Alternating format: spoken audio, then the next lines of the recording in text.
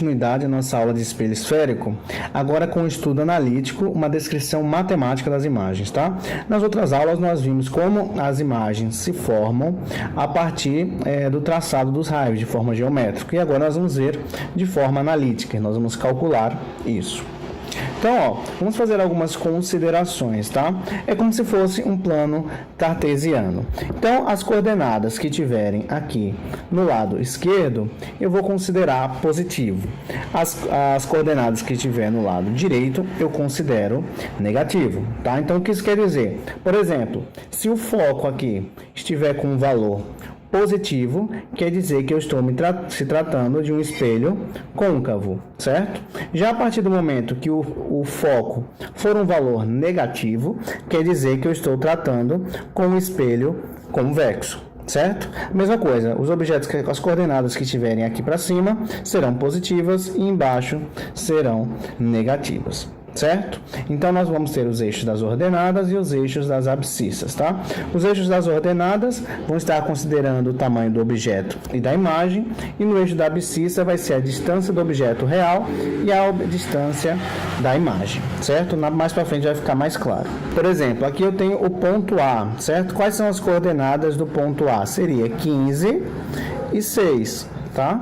15 positivo e 6 positivo, porque o 6 está para cima e o 15 está para a esquerda.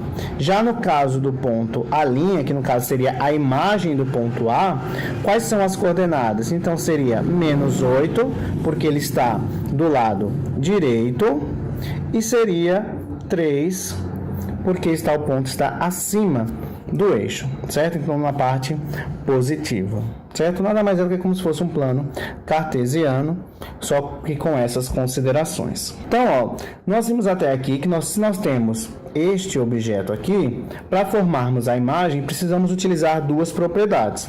Nesse caso, eu vou utilizar essa primeira propriedade, ó, que quando o raio vem paralelo, ele volta pelo foco. E quando ele vem pelo foco, ele volta paralelo, certo? E a gente percebe que nesse ponto, ó, os raios refletidos se encontram. Nesse ponto é onde a gente forma a imagem, certo? Porém, agora nós vamos ter algumas informações a mais para considerar. Então, vamos considerar aqui, ó, que F vai representar a distância do vértice até o foco, certo? Vou representar por F minúsculo. P' vai representar a distância do vértice até a posição da imagem, certo? Então, P' vai estar atribuído à imagem. E o P vai ser a distância do vértice até o objeto real, tá? Então, só lembrando, F é a distância do foco ao vértice, P' é a distância da imagem ao vértice e P é a imagem do objeto ao vértice. Com essas considerações e considerando semelhança de triângulo, Gauss chegou a essa expressão, ó. 1 sobre o foco é igual a 1 sobre P, que P é a imagem, é a distância do vértice ao objeto, e 1 sobre P', que é a distância do vértice até a imagem, tá? Então, com essa expressão, por exemplo, eu sabendo o foco, eu consigo descobrir a distância do objeto e a distância da imagem desse objeto, certo? Então, nós vamos relacionar isso nos próximos slides. E nós também vamos ter a equação do aumento linear, que nesse caso ele vai relacionar o tamanho da imagem e do objeto com a distância do objeto e o tamanho e a distância da imagem, certo? Então, nós vamos utilizar isso também para nós descobrirmos em que posição está a imagem, ou também descobrir a posição que deve estar um objeto para que gere determinada imagem. Então, algumas considerações, ó. Se eu considerar o foco aqui, ó, ele é menor do que 0, quer dizer que o espelho é côncavo. Se a gente for lembrar lá, aqui, ó, um espelho côncavo, o foco fica com um valor positivo, certo? Que nós teríamos aqui, ó, pelo eixo. Se o valor do foco for negativo, então eu vou ter um espelho convexo, que o foco estaria aqui, seria um valor negativo para o foco. E assim a mesma coisa para o objeto. Se a distância do objeto for menor do que zero, for maior do que zero, é um objeto real. Se for menor, é um objeto virtual. Pelinha e pelinha também é a mesma coisa. Se o pelinha for maior do que zero, no caso, a distância da imagem é maior do que zero, a imagem é real. Se a imagem for menor, a imagem é virtual, certo? E assim eu tenho considerações em relação ao objeto, imagem, depois vocês podem ver isso com mais calma no livro, certo? Então vamos para o exemplo, um objeto real que está a 20 centímetros de um espelho. Então, se é a distância do objeto real, então P é igual a 20 centímetros. Conjuga uma imagem real, então se é real, ela vai estar na frente do espelho, certo? A 30 centímetros. Como é a distância da imagem, então P' é igual a 30 centímetros. No caso, determine a distância focal. Então, como é que eu vou descobrir isso? Então, eu vou fazer aqui, ó, 1 sobre F é igual a 1 sobre P mais 1 sobre P'. Então, eu sei o valor de P e sei o valor de P'. Então, eu posso substituir aqui. Vai ficar 1 sobre F, que é igual a 1 sobre P. P é quanto? 30, 20.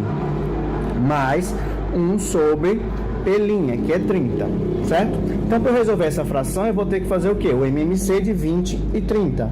Então, como é que eu faço o MMC de 20 e 30? Ó, começo por quem? Posso começar por 10, tá? 20 dividido para 10 vai dar 2. 30 dividido para 10 vai dar 3. Utilizo 2 agora. 2 dividido para 2 é 1. E, por último, 3, que vai dar 1. Então, 10 vezes 2, 20. 20 vezes 2 vezes 3, 60. Então, o MMC de 20 e 30 é 60. Então, eu vou colocar o 60 aqui, ó. 60 dividido para 20, 3.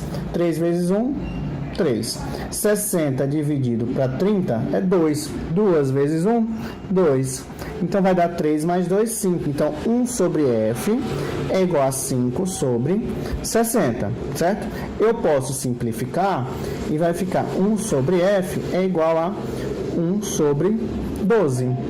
Então, meu foco mede quanto? O foco é de 12 centímetros. Como é um foco positivo, então o meu espelho é um espelho côncavo.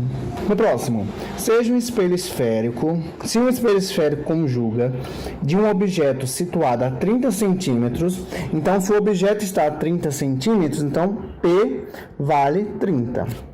Uma imagem real a 10 centímetros. Se a imagem é real, ela também está na frente do espelho. Então, P' é igual a 10. Determine a sua distância focal. 1 sobre F é igual a 1 sobre P mais 1 sobre P'. Certo? Então, como é? 1 sobre F é igual a 1 sobre P. P é 30. Mais 1 sobre P', que agora é 10. Então, para resolver, eu vou tirar o MMC de 30 e 10. Então, vou dividir por 10, que vai dar 1, e 3, e por 3, que vai dar 1. Então, o MMC de 30 e 10 é o próprio 30. 30 dividido para 31 vezes 1, 1. 30 dividido para 10, 3 vezes 1, 3. Então, vai dar que 1 sobre F é igual a 4 sobre 30. Certo? Então, eu posso resolver aqui, ó, pelos extremos, multiplicando os extremos. Vai dar 30, que é igual a 4F. Então, o foco vai ser 30 dividido por 4. Certo? Então, vamos lá. Quando é que dá 30 dividido por 4? Vai dar 7, que dá 28, sobra 2. 4 vezes 5, 20.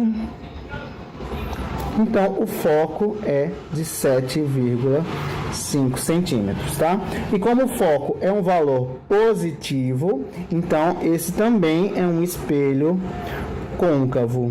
Próximo, o raio de curvatura de um espelho esférico convexo é de 30 centímetros. Se ele está dizendo que é um espelho convexo, ó,